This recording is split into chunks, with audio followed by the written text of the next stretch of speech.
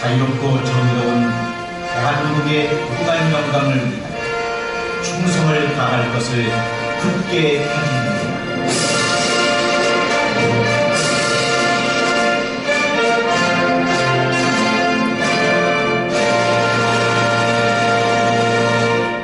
바로 일시비 장소를 확 바꿔가지고 오늘 기자님 한번 모시고 오늘 세미나의 취지와 또 포부를 한번 들어보는 순서를 갖도록 하겠습니다. 유동열 원장님 앞으로 모시겠습니다. 박수로 환영해 주시면 감사합니다. 해산 심판 결정이 임박했다는 점입니다.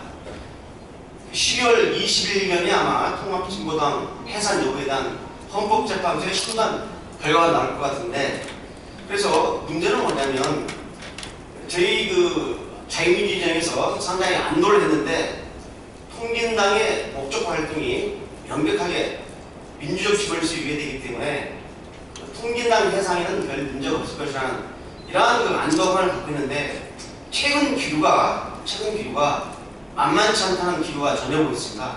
그래서 저희 자유민주연구는 긴급하게 이 세미나를 주관하게 됐습니다. 하고 더욱 중요한 것은 뭐냐면 이 세미나 주제를 통합진보당이라고 하지 않고 북한의 대남 전략과 정치 공작으로 하고 이제 제1주제, 제2주제 발표에다가 통진당을 넣은 이유는 북한의 대남 전략을 이해를 해야지 통합진보당의 목표와 활동이 바로 민족 기벌수 위배된다는 데서 입증을 해줬습니다. 통합진보당의 강령, 그 다음에 정책 노선 등이 북한의 대남 전략 노선에 기반을 하고 있기 때문에 북한의 대남 전략을 몰라가지고서는 통합진보당의 정체를 정확히 볼 수가 없어요. 그래서 이 통합진보당과 정치공작이라는 이러한 타이틀 아래 제가 오늘 세미나를 주관하게 되었습니다.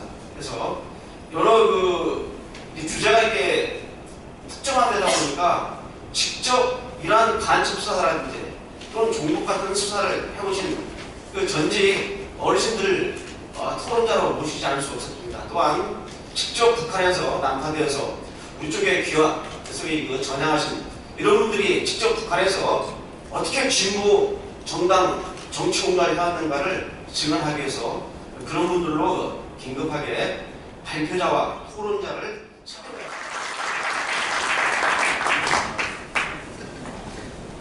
너무 과찬의 소개를 받은 세종연구소 소장은 송대세입니다. 오늘 이 자유민주연구원 주최하는 특히 우리 유동열 원장님 현역으로서 평생을 이방원에 몰두하시더니 딱 은퇴를 하자마자 자유민주연구원이라는, 사실은 이 이름은 그냥 지내가는 흔한 이름 같지만은 우리가 자유민주라는 이 넉자 때문에 수많은 우리 동족이 희생도 되었고 이 순간도 대결도 하고 있고 대단히 참 의미심장한 그런 연구원입니다. 그래서 이런 아직도 나이도 젊으시고 한데 이런 힘찬 또 연구원을 만들어서 이런 세미나를 또 하게 된 것을 저는 참 대단한 의미 있는 그런 행사라고 보면서 이런 의미 있는 세미나에 제가 사회를 보게 된 것을 대단히 영광으로 생각합니다. 이동열입니다. 제가 평소에 존경하고 또 우리 대한민국의 최고의 안보 전문가이신 우리 또 송대선 소장님께서 친히 또 사회를 또 맡아주셔서 정말 감사합니다. 시간이 제한되어 있기 때문에 제가 좀 시간을 좀 줄여줘야지 토론자 선생님께서 말씀을 좀 많이 할 것 같아서 저는 한 15분 이내에서 싶습니다. 여러분 민중당이라고 아시죠? 유명한 민중당 사건. 이게 북한의 대남 공작으로 이루어진 사건입니다. 간첩 김낙중한테 이 16페이지 표본을 보게 되면 북한은 수차례 지령을 내렸습니다. 그래서 민중당 창당에 참여해서 당권을 장악하라. 또 14대 총선에는 거액의 공약권을 줘가지고 그 당시 화폐로 7,900만원, 지금으로 말하면 5억이 넘는 돈입니다. 이런 거액의 돈을 갖다가 민중당 소속 18명의 후보자들한테 공약권을 제공했죠. 그 다음에 민중당이 이제 정당 투표에 실패를 하니까 해체가 되잖아요. 새로운 정당을 또 만들으라고 북한이 지휘하는 내용들 하나가 있지 않습니까? 이건 바로 이선실이라는 거물 북한 측 10년 동안 와가지고 민중당 창당하고 직접 민주당 창당 기념식에 직접 참가해서 축사 특파한 것인데 그 내용이 나와 있습니다. 자, 그러면은 민주노동당은 그러면 자체적으로 만드는 게 아닙니다. 민주노동당도 북한의 대남 공작이 숨어 있습니다. 여기 나와 있지만은 그 민주혁명당 사건의 핵심 연자들이 지금 현재 민주노동당과 통합진보당의 핵심 당들을 다 요직을 차지하고 있습니다. 그런데 민주노동당의 초대 공작은 강태훈이라는 사람이 있어요. 이 강태훈이 북한에 포섭된 간첩인데 강태훈한테 직접 북한이 기념합니다. 1998년 11월에 민주당 준비 결선에 참여하라. 또 민노당 고문을 중심으로 당선을 중심으로 민주노동당을 움직여라 하는 거죠. 제가 1990년도에 대공수사 1선에서 직접 대공수사 실무를 겪어봤기 때문에 이제 우리가 지금 이 종북 세력이라든가 이 좌익 세력이 이렇게 우리 사회를 흔들고 이렇게 변론하고 있는데도 우리의 이 안보기관이 소수부책으로 이렇게 거의 무기력한 상태에 있는 그 실태라든가 원인을 잠시 말씀드리겠습니다. 어느 보수 목에서 말씀하시면 우리 사회의 이 안보 위해 사범이 온 사회 덮어서 암적인 존재가 이렇게 만연해서 말기 정상에 왔는데 이것을 바로잡기 위해서는 계엄이 선포되지 않고는 도저히 잡을 수가 없다. 그래서 분명히 선포돼서도 뭔가 이 사회 체제와 안보 체제를 잡아야 된다. 이를 그래서 본이 있습니다. 그러나 과거 저희들이 근무할 때는 그나마 이 국민적인 지원과 성원, 또 법적인 제도, 또 수사기관들의 그러니까 한해 강력한 조치 이런 거에서 나름대로 강제 수사에 필요 없이 저희들이 열심히 성과를 거두고 있습니다. 최근에 우리 사회에 만연한 이 간첩 조직이라든가 이 종북 세력에 대해서는 거의 여러분도 답답할 정도로 무기력함을 느끼고 있지 않습니까? 제가 35년 전에 남조선 혁명과 조국 통일이라고 북한에서 발간된 그 대남혁명의 그 교과서, 거의 뭐 고전적인 교과서를 그 처음 읽던 그런 그 감정을 많이 느꼈습니다. 그래서 또 하나 느낀 거는 그 남조선 혁명과 조국 통일 이론이 벌써 시작된 게 40년 전인데 별로 좀 현재 21세기에 와가지고 별로 그렇게 매력적이지 못한 이름에도 불구하고 현재 대한민국에 10대 강국인 대한민국에서 그 혁명 논리가 맥혀 들어가고 그것도 자기 정당의 그 당원 당규에다가 그대로 옮겨 쓰는 정당이 있다는 것이 너무나 한심하고 창피하다고 생각합니다. 시간이 없기 때문에 간단하게 요약을 드리겠습니다. 저는 유동열 이 원장님이 통진당에서 포섭하지 않은 걸 천만 다행이라고 생각합니다. 이 양반을 데려갔으면 아마 통진당이 활동하기 굉장히 좋았을 것 같아요. 왜냐하면 뭐 여러 가지 그 이론 체제가 법을 피할 수 있는 방법도 아마 더 세련되게 있을지도 모르겠습니다. 그만큼 그 북한의 대남 전략과 통진당에 정확히 알고 있기 때문에 우리 유동열 박사의 논문은 더 이상 뭐 더 알고 뺄 게 없습니다. 그런데 제가 그래도 그 북한을 그래도 3, 40년 연구한 입장에서 이 논문이 더 완벽하고 또 홍진학을 이길 수 있는 그런 그 완벽한 논문을 내기 위해서 몇 가지 제가 지적할 거다. 먼저 5페이지에 나와 있는 인민 대중의 자주성을 완전히 실현하는 사회, 이걸 뭐 공산주의 사회라고 표현을 했는데 맞습니다. 공산주의 사회가 맞는데 사실 그 북한도 이제는 스스로 공산주의라는 소리를 창피해서 못합니다. 공산주의라면은 물질적인 풍요가 와야지 공산주의가 되는데 북한도 이제 공산주의라는 표현을 잘 안 하기 때문에 더 자극적 편이 있죠. 김정은 제습체. 저는 이 발제에 대한 토론을 해야 되는데 앞서 김정은 소장님께서 너무 이렇게 구체적으로 잘해주셨기 때문에 저는 마치 더 발제자처럼 중원 중심으로 이야기하도록 하겠습니다. 제가 1심의 간첩단 사건을 비롯해서 물론 그 통진당 그쪽에 연관된 사람들이죠. 한 6번 정도를 제가 그 법원의 그 중원자로 나갔던 적이 있습니다. 그래서 제가 의외적으로 다른 분을 통해서 들은 바에 의하면 저 사람이 나오면 참 피곤하다고 변호사들이 그렇게 이야기했답니다. 제가 뭐 이야기를 잘해서가 아니고 북한의 통전 전략이 지금 남한의 현실에 맞게 어떻게 잘 정리되고 또 거기에 맞춰서 서로 어떻게 궁합이 맞습니다. 아마 이것이 드러나기 때문에 아마 그분들로서는 굉장히 좀 난감했던 것 같습니다. 그래서 우리가 그 통전 전략 지금 그 1심의 간첩단 사건을 비롯해서 그 나왔던 그분들이 주장이 뭐냐면 자기네들이 했던 일들이 뭐 적화 통일에 충성했던 것이 아니라 굉장히 말은 졌으나 민족 평화, 통일 여기에 충실했을 뿐이고 더구나 그 김대중 노무현 정부 10년을 거치면서 남북 경협이 많이 활성화됐기 때문에 통일부의 허가를 받아서 진행한 사항들이다 이렇게 주장을 했었습니다. 그러나 그 북한은 여기에 맞춰서 또 자기들이 그 대남 전략을 가속화하고 있습니다. 그래서 일단 그 대남 전략을 크게 그 3단계를 통해서 진화됐다고 볼 수 있는데 1970년 안보와 그 통상 뭐 이런 것도 겸직하시지만 국방연구원에서 정년퇴직하실 때까지 또 안보 전략을 하시고 특이하게 뭐 서울대 연구대 뭐 해외 박사도 많이 있지만 유명한 랜드 연구소에서 안보 정책학으로 박사학위 받으시는 우리 대한민국 대표적인 두 개의 간첩망이 북한 대외연락부에 지령을 받고 민중당 내에 들어가서 활동을 하고 있었습니다.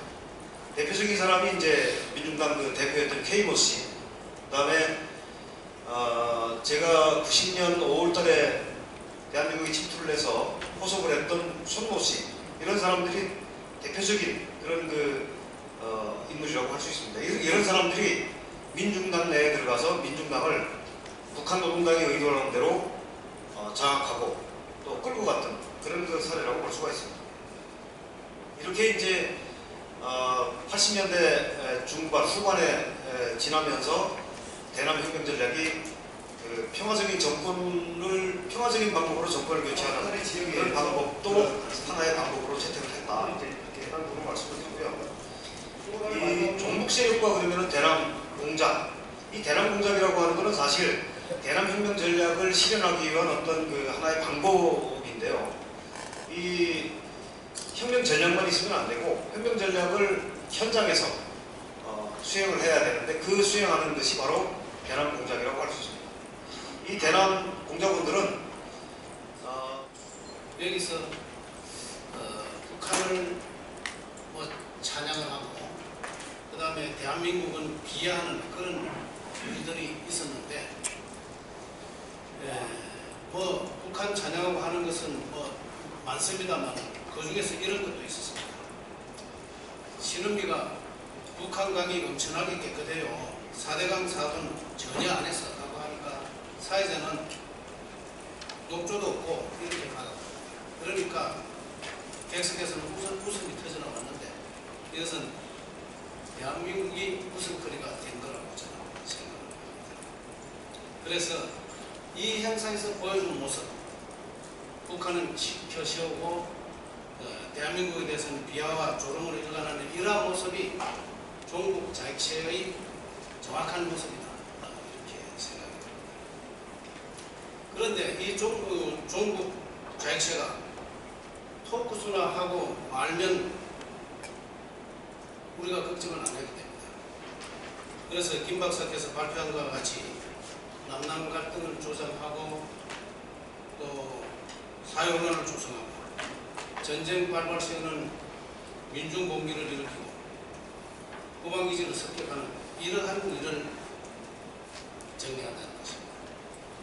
그래서 간첩 사건을 이런 몇 가지 볼 때에 전시 대비 계획을 작성한 그런 조직이 있습니다. 민혁당 김영환은 북한과 A3 교신을 하면서 북한에서 전시 대비 계획을 작성하라고 했습니다. 왕재산도 인천에 방송국을 습격을 하고 또 주한공단을 폭파하기 위한 그러한 계획을 세웠습니다. 이석기도 지금을 전시라고 생각을 하고 대비 계획을 세웠습니다. 그래서 우리 김동식 박사님께 질문을 하나 하겠습니다. 북한은 대한민국 내 조직되는 발표 내용을 좀 더 세밀하게 보면 이른바 몰수 종북에 대한 현황이 상당히 눈에 띕니다. 이 부분은 저희가 너무 인상 깊어서 어제 저녁에 저희가 이제 TV조선에서 간략하게 보도를 하기로 했습니다. 이게 종북 전체에 대한 수치가 아니고 이게 500명에서 1000명이라고 하니까 국가에서는 이게 너무 적은 게 아니냐. 자세히 내용을 읽어보시면 1980년대 후반에서 1990년대 초반까지 김동식 박사가 직접 활동하던 시기에 확인된 공작주를 기반한 종북 세력의 최소 인원이 500명에서 1000명 이상이라는 점을 알고 있습니다. 이 가족들이 적게는 서너 명, 많게는 100명 이상에서 지금 이제 그런 핵심, 이른바 몰수 종북 세력이 1000명 이상이 활개치고 있다는 그런 설명인데 상당히 좀 충격적인 내용이 아닐까 싶습니다. 물론 이게 1980년대 이전이라든가 최근 1990년대 중반 이후 공작주 기반 종북이 빠져있기 때문에 아마도 자생적 종북도 빠져있고요. 그래서 대다수 여기서 보시다시피 이제 수만 명, 그 종북의 범위를 더 넓히면 수십만까지 짓게 되는 그 단계를 다 포함한 건 아니지만 그 세력들을 움직이는 기반이 북한과 어떻게 연계되어 있는지 그리고 그 뿌리가 어디인지를 그 설명을 통해서 아주 잘 알 수 있었습니다. 그리고 좀 시간 관계상 아까 전에 좀 제외를 많이 시킨 부분인데요.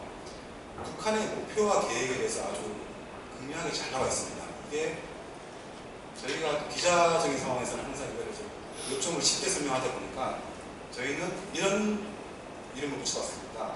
김동식 박사가 설명한 북한의 종북 액션 플랜이 아닌가.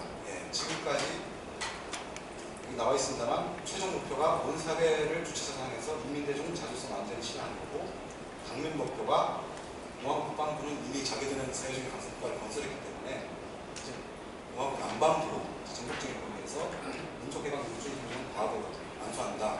물론 공안 분야를 활동하시거나 이 분야를 공부하신 분들은 아주 잘 아는 얘기지만 대다수 국민들이 아직까지 이것을 정확하게 파악하지 못하고 있기 때문에 가장 기본 원리인 이 북한의 액션 플랜이 뭔지를 김동식 박사님이 설명해 주신 한국사회 성격 논의 제조명, 제가 대학교 때 보고 열심히 공부했던 서적입니다. 그리고 주체 한국사회 변혁운동론 또는 주체 민족해방운동론도 역시 제가 열심히 공부를 했던 그런 책이었습니다.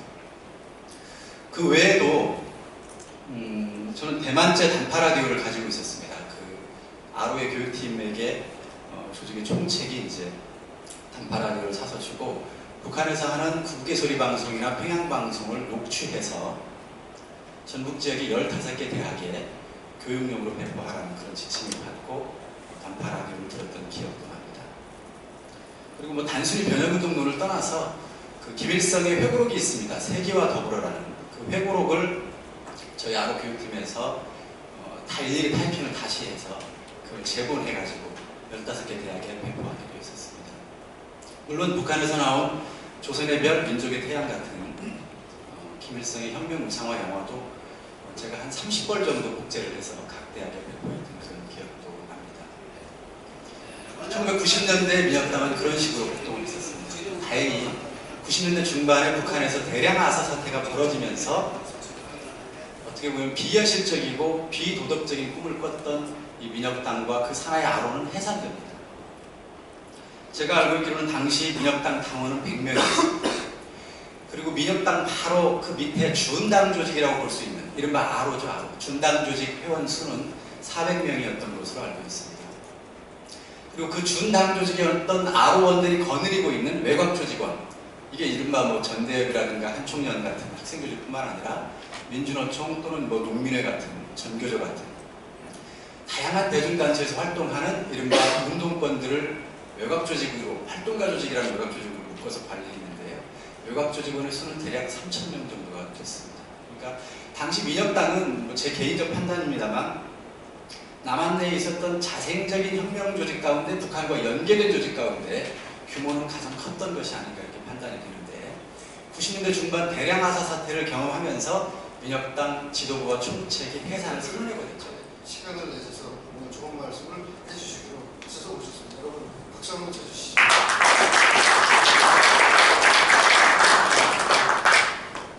두 번째로는 또 제가 옆에 있는 우리 재성호 교수께서는 여러분들이 잘 아시겠지만 일단 희성입니다.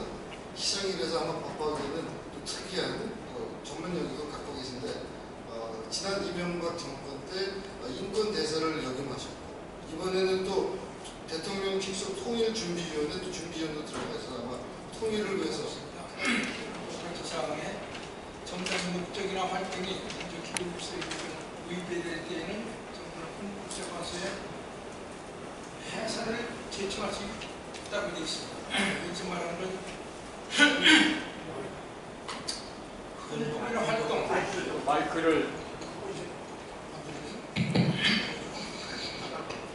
헌법이나 활동이라고 되어 있지 헌법과 활동이라고 안 되어 있습니다. 그 헌법이나 활동 중 어느 것이나 하나를 해당되면 해산할 수 있다는 얘기입니다. 헌법과 활동 두 가지가 다 충족되어야 한다는 건 아니죠. 목적과 활동. 목적과 활동. 통합진보당에 이제 RO에 가입되지 않은 자도 있을 수 있고 또 이성기등 RO 가입자가 통합진보당이 아닌 자도 있을 수 있습니다. 그러니까 RO 가입자의 이석기 등 RO 가입자가 말이죠. 통합진보당이 아닌 진보적 민주주의라고 하는 것은 궁극적으로 사회주의 실현을 목표로 하는 것이고 이 사회주의를 실현하는 긴 여정에서 도정에서 사회주의 초급 단계를 규정하는 정치 이념을 얘기하는 것이다. 이렇게 볼 수 있겠고 그 다음에 진보적 민주주의는 자본주의를 부분적으로 유지하고 또 부분적으로 폐지하면서 사회주의를 지향하는 체제다. 그래서 이 사람들이 말하는 진보적 민주주의는 대한민국의 자유민주주의와는 거리가 있다. 이 사람들은 대한민국의 자유민주주의는 어떻게 얘기하면 대한민국의 자유민주주의라는 것은 일하는 사람이 주인되는 세상이 아니고 소수 특권 세력들이 주인의 행세를 하는 사회다. 이렇게 규정하고 있어요. 저들이 통상 얘기하는 한 정도 안 되는 세력들. 재판소도 그런 위험성이 있다면 그것으로 충분하다고 봤습니다. 근데 많은 사람들이 학자들이 그것을 혼동하고 있습니다. 그래서 그런 문제는 좀 심각하지 않나 그런 생각이 듭니다. 그리고 우리나라도 1960년대부터 이런 제도가 다 있는데 우리 지금 현행 정에는 아까 말씀하셨지만 목적이나 활동에서니까 정당의 목적만 헌법에 위배되더라도 해산이 가능합니다. 근데 지금 구체적 위험성을 들고 있거든요. 구체적 활동을 통해 가지고 위헌이 아니냐가 판단의 기준으로 삼아야 된다는 게 아니거든요. 이거는 어디까지나 위험하다고 본다면 그것으로 충분히 해산의 여건이 충족이 된다고 볼 수 있습니다. 끝나고 개별적으로 있습니다. 이 사회는 이걸로 마치겠습니다. 역시 강성국 명예